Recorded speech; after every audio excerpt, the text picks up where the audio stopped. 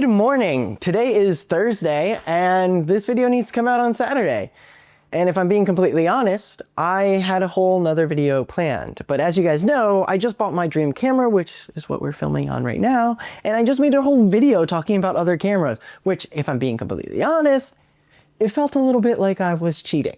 So we're here now and I figured let's just have a little chat about how the first week with the Sony's FX30 has gone. So this story is going to pick up exactly where last video left off, which is getting back from spring break. As soon as I got back, and I'm talking like 2 hours after I got back, I was on set with Griffin Road Media filming promotional content for a local bagel shop in town. My main role was to shoot behind the scenes as well as help set up the production. This was extremely exciting for me because this was the very first time I got to use my FX30 on a commercial set.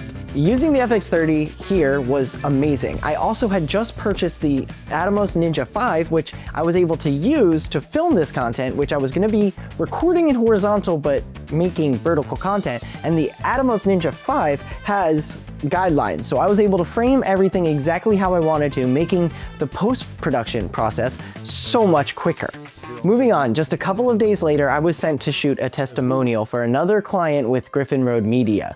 This client is an arborist, and they were getting a VIP client to talk about their services. Although I didn't use the FX30 to shoot this testimonial, that was shot on an A7S III on the DJI Ronin 4 Pro gimbal. I did shoot some B-roll with the FX30, which will be seen on the screen. While at this shoot, I had no lighting equipment, I had nothing, no diffusion, nothing, so I just had to rely on the sun and my framing to make sure that this testimonial looked as natural, but also as good as possible. One of the things that I really wanted to focus on while shooting this testimonial was the framing. I wanted to see Treeworks' truck behind the client, but obviously wanted it to be as blurred out as possible using our really fast lenses.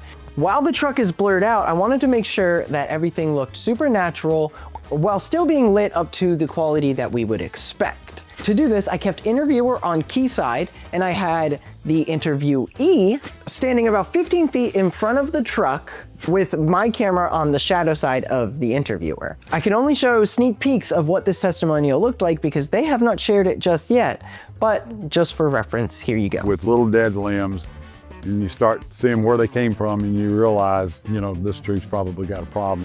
Moving on to a few hours after the Treeworks shoot, we were shooting promotional content for an amazing artist named Monrovia. Monrovia is one of the best up-and-coming folk artists in the world right now, and we got the pleasure of shooting some social content to promote his new song coming out on May 2nd. Although I didn't use the FX30 on this shoot, I thought it was important to let you guys know because I like to keep you updated on my videography journey. This shoot was done handheld with the FX30, as well as the A7S III on a gimbal. And a little bit of work on some sticks with the FX30, but only 1 or 2 shots were done like that. The very next day, I was on another shoot with Griffin Road Media for another client, Thrive Regional Partnership. Thrive Regional Partnership is an amazing nonprofit for the tri-state area of Tennessee, Georgia, and Alabama. This was for their Resilient Communities initiative, and they were just holding an informational seminar for local community leaders to come in and learn about what they do. My job here was to gather B-roll and shoot interviews of community leaders trying to learn or get into this Resilient Communities initiative.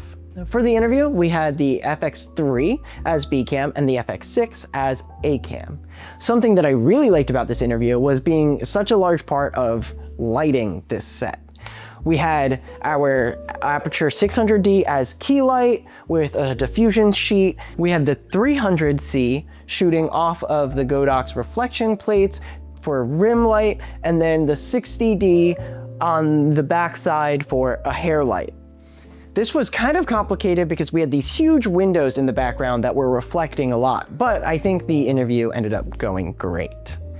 For B-roll, I was shooting mainly with the FX30 using the 28-70 lens, as well as the A7S III with the 70-200 lens.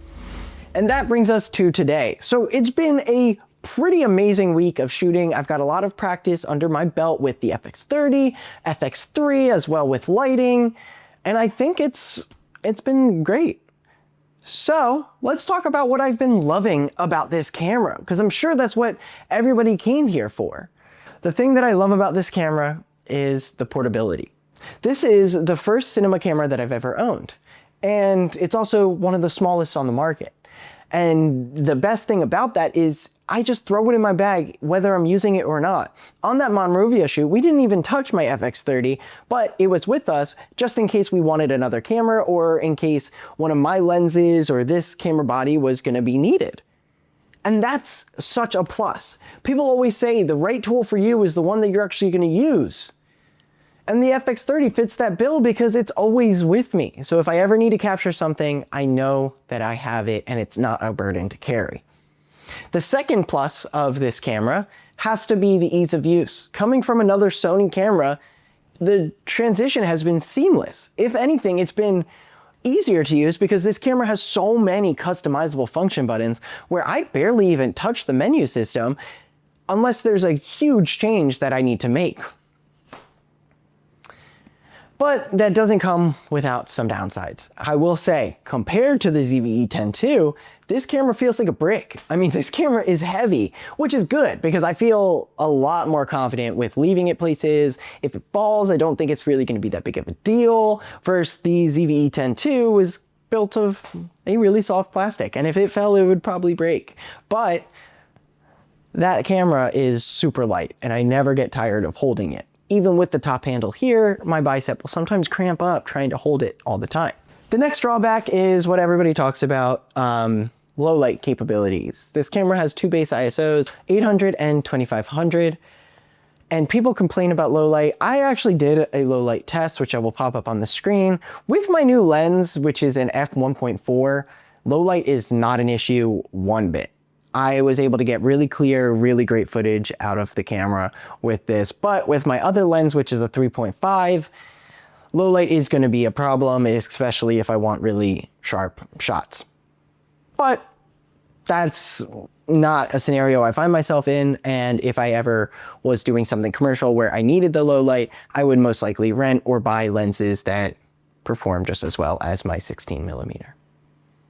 So yeah, that's been a week in a videographer's life working with the Sony FX3. Thank you guys so much for tuning in. I love this camera. I love you guys. The support has been wild. I think I went up 30 subscribers last month. Let's keep it going. If you guys haven't subscribed already, please drop a subscribe right now and drop a comment. Have you ever used the FX30? If so, let me know what you think. If you haven't, tell me what camera you choose to use. With all of that said, I will see you guys next week.